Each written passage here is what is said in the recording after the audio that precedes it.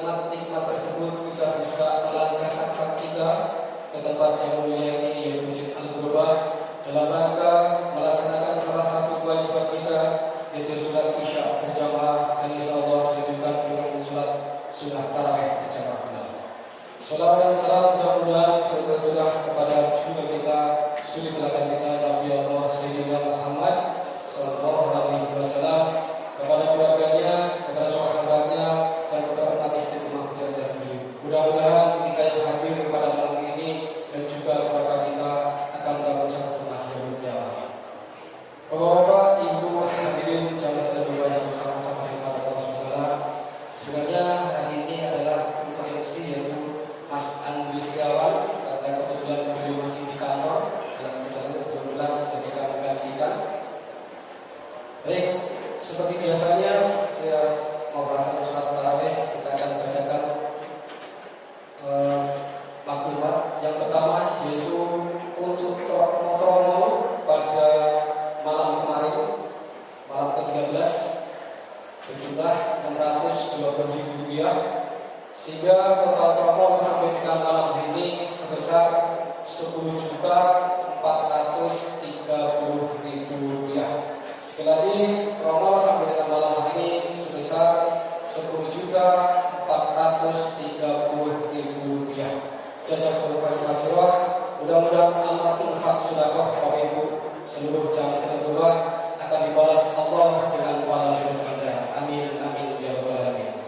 Untuk yang kedua yaitu imam akan dipimpin oleh Bapak Ustadz Tahir, sedangkan Bilal akan dipermandankan oleh Saudara Bayu, dan kultum yang sejatinya Bapak Budi Wianto dan kita Mas Kantor juga akan diwakilkan atau diganti oleh guru kita Bapak Ustadz Khairul Anam.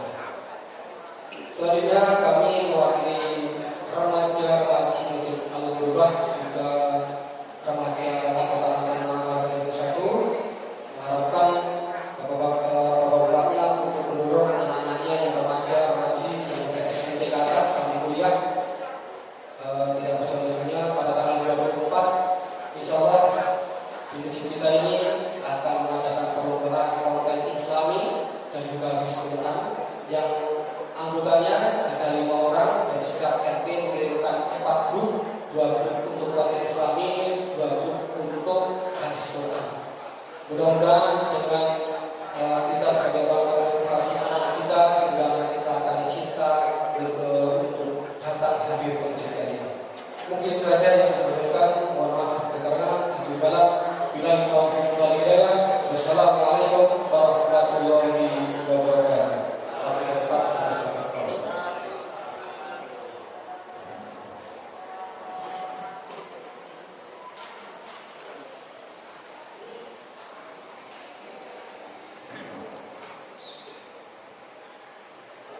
Assalamualaikum warahmatullahi wabarakatuh.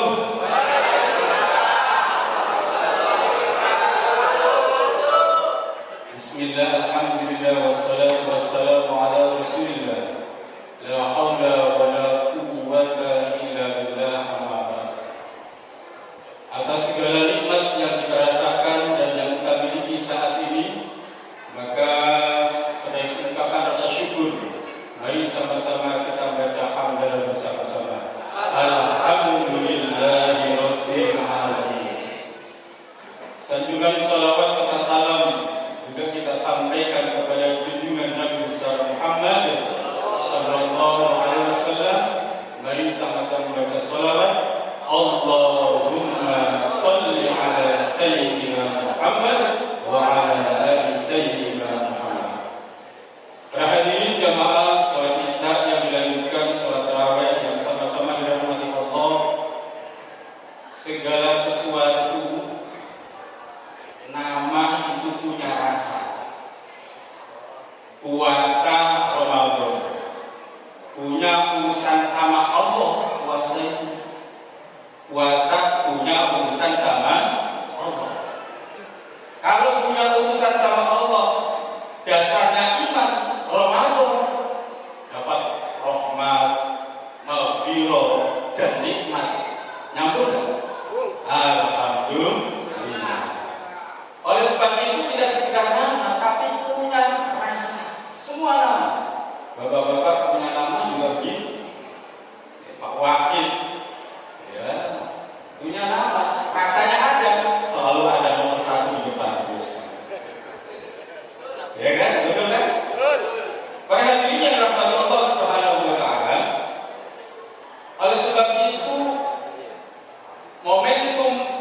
tahun ini salah satunya adalah Allah pertemukan kita dengan bulan yang mulia, yaitu bulan Ramadan.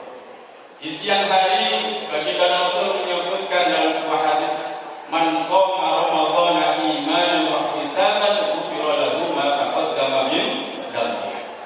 Siapapun orangnya yang beriman tadi itu puasa Ramadan didasari iman, kemudian karena mengharap ridho Allah, maka dosa-dosa kita yang kecil-kecil masa lalu, dosa mata yang suka lihat pornografi, dosa mulut yang suka bicarain orang lain, dosa telinga yang suka nguping pembicaraan orang lain, pembicaraan yang jelek, dan lain-lain dosa kecil yang lain. Ulama sepakat bahwa yang diampuni itu adalah dosa-dosa kecil. Kalau bapak ibu punya dosa besar, ya harus taubat, taubatan nasuha. Bagaimana cara taubatnya? Kalau dosa besar, ya tentu pertama niat. Syarat taubat itu kan ada, di antaranya adalah apa? Meninggalkan perbuatan yang dilakukan tadi. Yang kedua adalah beriktikad untuk melakukan kebaikan. Ada 3 dan 4. Itu kalau taubat. Tapi kalau dosa-dosa kecil tadi itu, ulama sepakat bahwasanya dosa-dosa kecil sebab kita mengamalkan siam Ramadan, maka dosa-dosa kecil diampuni oleh Allah Subhanahu wa taala. Alhamdulillah. Yang kedua ketika malam, Nabi Muhammad SAW menyebutkan man qama Ramadhana imanan wa ihtisaban ghufira lahu ma taqaddama min dhanbihi. Ulama sepakat kata qama Ramadan di sini adalah sholat tarawih. Sholat tarawih itu punya arti eksklusif. Penyambutannya aja luar biasa. Kalau sholat-sholat sunnah yang lain tidak begitu familiar, tapi begitu sholat tarawih sampai awal Ramadan penyambutannya aja luar biasa. Masjid yang biasa pas-pasan ditambahin dengan tenda. Betul? Kiri kanannya yang pas-pasan digelar tikar, terpal. Ruangan yang begitu kelihatan tidak terang diterangi. Begitu kipasnya belum begitu kena ditambahin lagi. Itu salah satu keistimewaan penyambutan apa? Yaitu sholat tarawih. Segitu mulianya, segitu baiknya. Maka barang siapa yang menyambut dengan Ramadan dengan keyakinan dan senang gembira, yakin gembira senang, Allah jauhkan siksaan api neraka kepada orang-orang yang punya perasaan kayak begitu. Mudah-mudahan jamaah berobat punya perasaan yang begitu semuanya. Amin. Para hadirin yang dimuliakan Allah Subhanahu wa taala, oleh sebab itu salat tarawih sejatinya bagi orang-orang yang beriman sungguh-sungguh, maka hari demi hari, minggu demi minggu bukan mengalami kemajuan softnya. Kalau imannya bagus, kalau imannya cakep, jadi jamaahnya tidak akan mengalami kemajuan soft.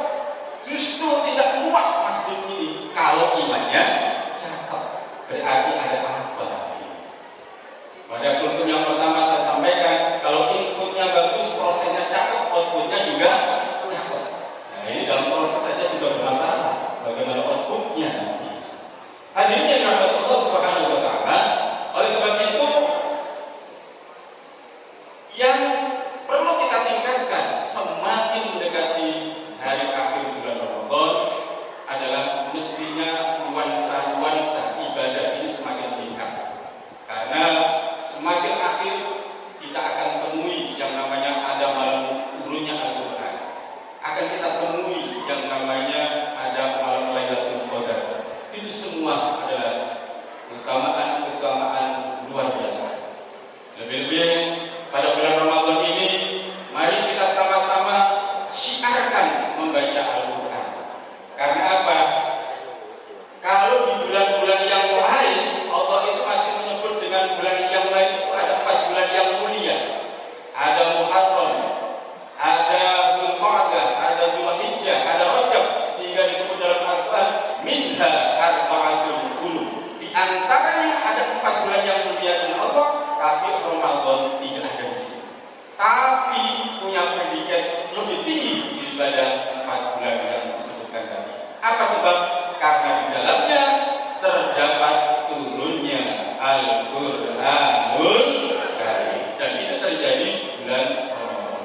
Sehingga Allah berfirman dalam surat Al-Baqarah ayat 185, Syahrul Ramadan alladzi unzila fihil Qur'an hudan lin-nasi wa bayyinatin minal huda wal furqan. Syahrul Ramadan alladzi bulan Ramadan unzila fihil Qur'an, diturunkan di dalam bulan Ramadan yaitu Al-Qur'an, hudan linnas sebagai petunjuk bagi manusia, wa bayyinatin dan sebagai penjelas, wal furqan dan pembeda kebenaran dan kebatilan. Oleh karena itu, hadirin yang dirahmati Allah, Al-Qur'anul Karim mari kita jadikan bulan Ramadan ini sebagai bulan tilawatul Quran. Yang kemarin belum membaca Al-Quran, mari kita baca. Ya, yang belum baca Al-Quran, mari kita baca. Karena apa? Di dalamnya itu ada petunjuk. Al-Quran itu seperti kalau kita membeli kendaraan, pasti ada petunjuknya. Ketika kita baca petunjuknya, maka akan paham penerbit yang ada dalam kendaraan. Al-Quran Karim adalah sebagai pedoman hidup bagi kaum muslim. Tapi kalau Quran itu kita hanya taruh di lemari, hanya kita taruh di dalam buku, setelah akad nikah di situ terus sampai saat ini nggak pernah dibuka lembar per lembar, bagaimana bisa mendatangkan sebuah petunjuk kalau itu tidak dibuka? Oleh karena itu Quran yang ada di rumah dibaca, setelah dibaca diamati, insya Allah datang akan menjadi petunjuk bagi kita. Hadirin yang dirahmati Allah Subhanahu wa taala, maka salah satu keutamaan membaca Al-Qur'an. Salah satu membaca Al-Qur'an keutamaannya disebutkan dalam sebuah hadis, orang yang beriman lalu membaca Al-Qur'an itu seperti buah utruja. Seperti buah apa? Utruja. Utruja itu apa? Aromanya wangi, begitu dimakan juga manis. Itu namanya buah utruja. Kalau kita membaca Al-Quran, aromanya manis, juga rasanya manis. Jangan sampai saat ini sudah hidup pahit, kita minumnya kopi melulu, jadi pahit rasanya. Betul? Nah, apalagi apapun makanannya, yang penting jangan makan hati. Kalau makan hati jadi enak. Betul? Bapak-bapak di rumah makan hati menurut gara-gara anaknya susah diatur, dibilangin istri susah. Makan hati bukan itu. Akibatnya apa? Mules perutnya gara-gara susah dibilanginnya. Itu gara-gara makan hati. Itu iklan, Pak. Jangan dimasukin hati. Iklan. Apapun makanannya, yang penting jangan makan hati biar tidak enak. Iklan itu. Tapi rasanya sama, rasanya betul. Pada hari ini rahmat Allah Subhanahu wa taala, orang yang beriman ketika mau membaca Al-Qur'an seperti buah utruja. Ya. Hawanya wangi, aromanya wangi. Yang kedua, kelompok orang yang beriman tapi tidak membaca Al-Qur'an itu sama saja buah kurma. Buah kurma itu enggak ada harum-harumnya, tapi begitu dimakan manis apa pahit? Waduh, alhamdulillah masih ada manisnya. Karena orang beriman. Orang beriman begitu membaca, memakan buah kurma, rasanya manis tapi nggak ada bau harumnya. Yang ketiga, kelompok orang yang membaca itu orang yang munafik. Orang munafik membaca Al-Quran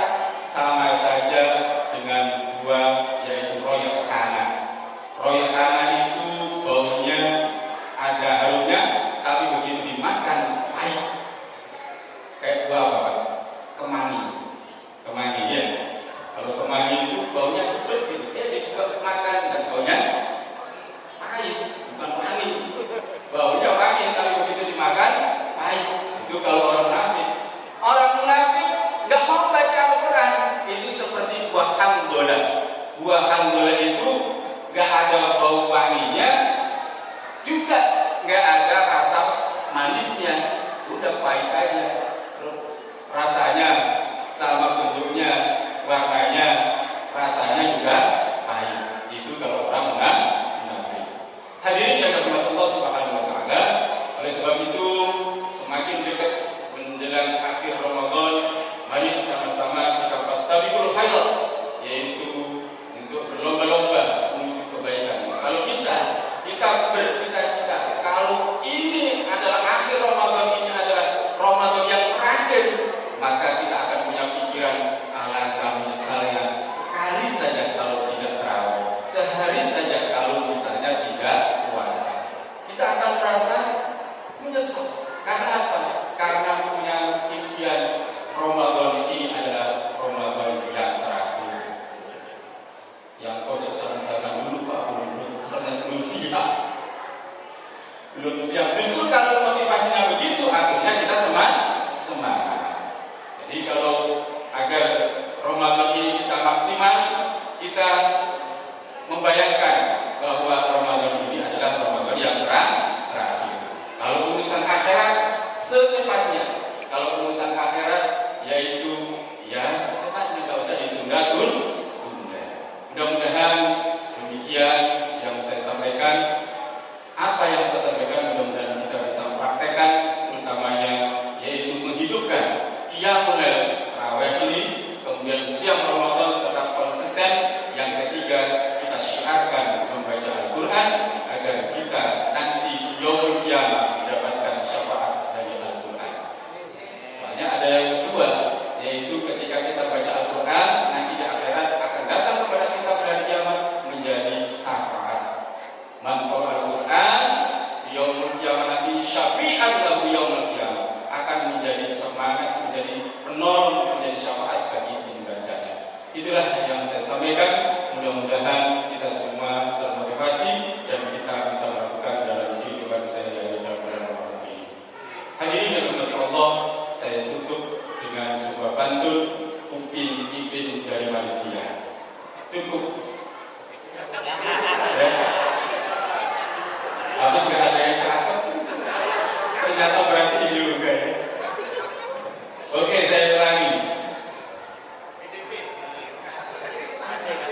Ganti Filipin, saya ganti dengan ikan sepat, ikan gabus, ikan lele.